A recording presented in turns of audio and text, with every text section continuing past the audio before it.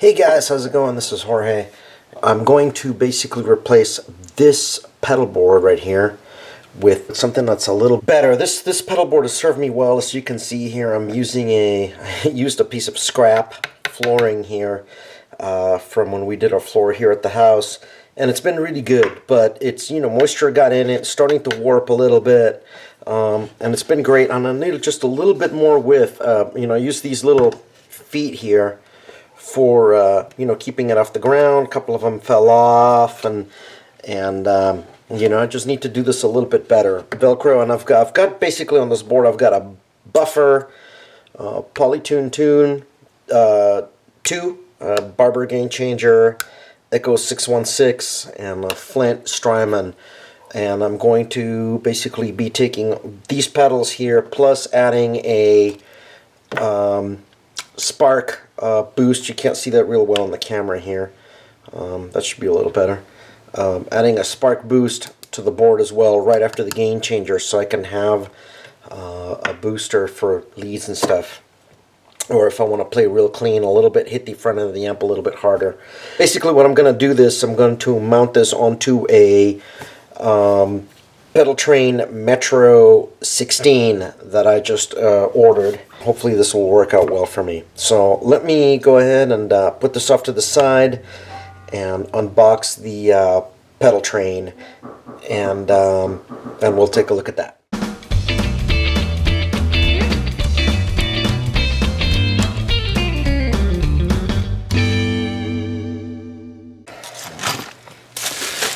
This is the board right here, and I'm going to be using for the power supply a CIOKS DC5 that's right over there, and I'll show you that when I'm ready to mount it. So let's go ahead and see what we got going on here with this board.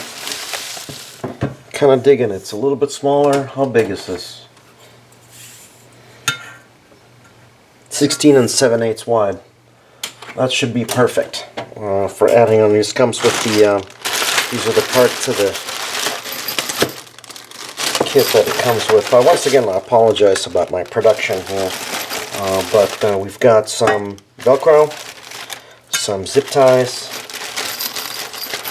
keys to the hard shell case, and I'm going to be using some of these guys with the zip ties. I don't know if you can see them real well here, but they're basically adhesive cable management that I'm going to stick to the underside of the board right here after I mount the power supply to manage the cable. So you can put zip ties through there. They've got some loops that you can put zip ties through.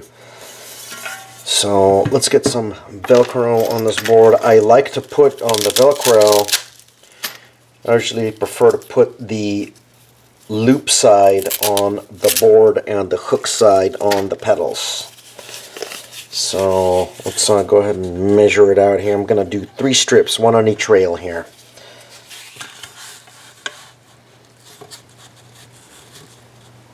Okay, that's pretty good. Not a lot of overhang. I like it just barely on the edge right here. So let's go ahead and cut 2 more like that. Let's go ahead and put it down, try to get it nice and centered in here. It's pretty good. Yeah, nice. We got it nice and centered here. Both edges are all even. I'm gonna show you, smooth it out really good. Fantastic.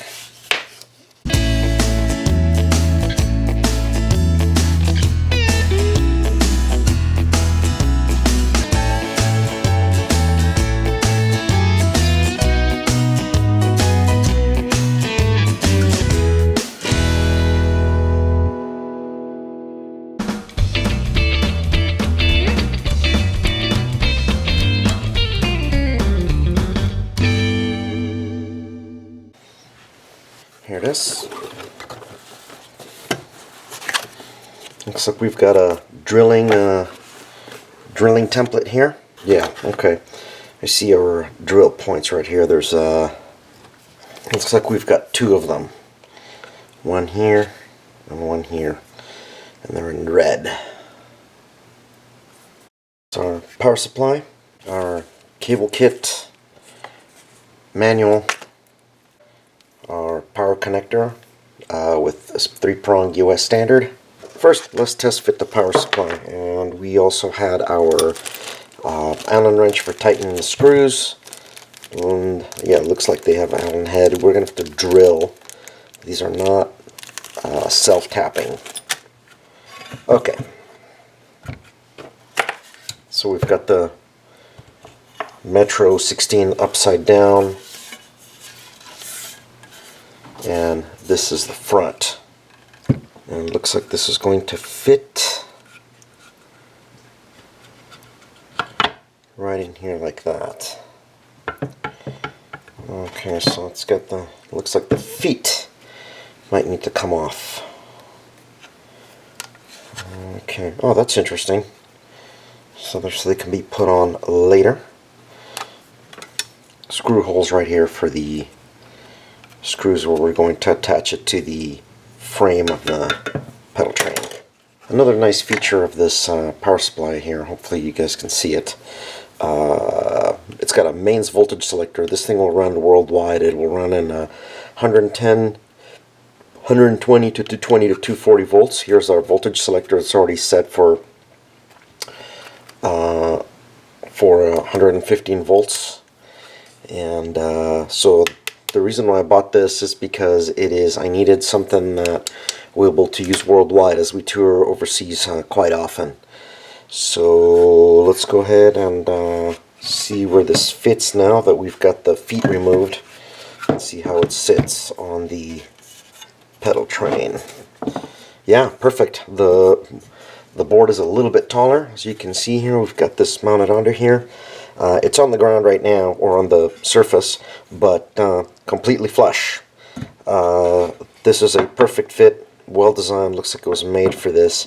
And we've got our, looks like we're going to be drilling some screws here in a couple of different spots. These screws here look fairly shallow. It looks like they will actually drill into the pile here quite nicely.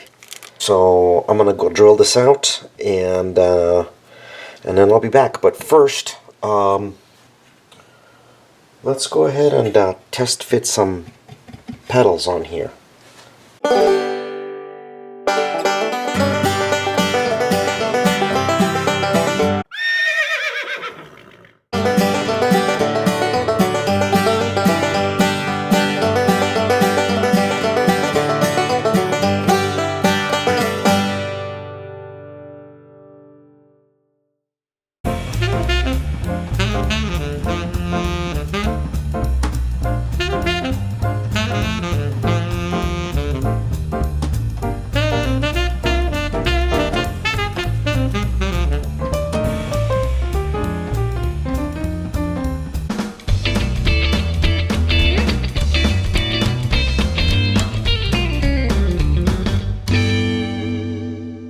Got the CIOKS here installed.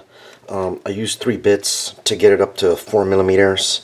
I think it was 7/16 or 7/32 to drill the holes right here. And as you can see, I've got this thing installed like this.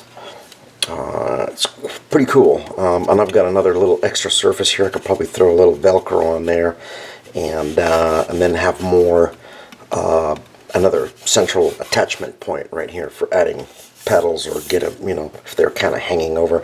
This actually kind of opens some options. So I'm gonna go ahead and get this wired up, and we'll see about getting some pedals powered.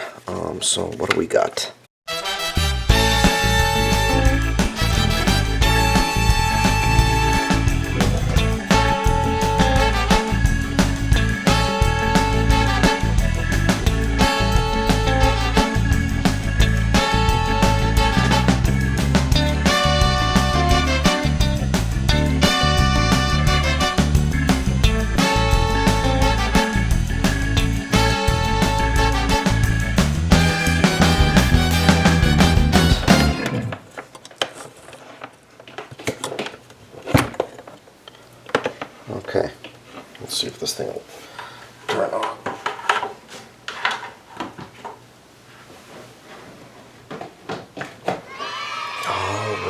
Beautiful.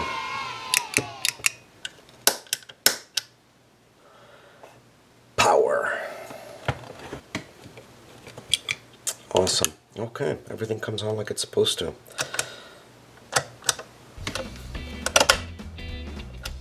There we go.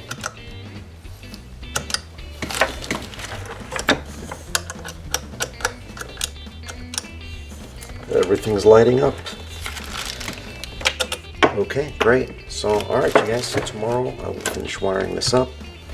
We'll run some signal through it, see how it sounds. I'll cut a couple custom cables here for some of these, and then we can take this thing out to the gig. Alright, I'll see you later. Hey guys, how's it going? It's Jorge. I've got a picture here of the final version of the board. From left to right, we've got the Flint Strymon, TC Electronics Flashback, a Spark, Build Your Own Clone OD2, and the Pedal Tuner 2 and the buffer.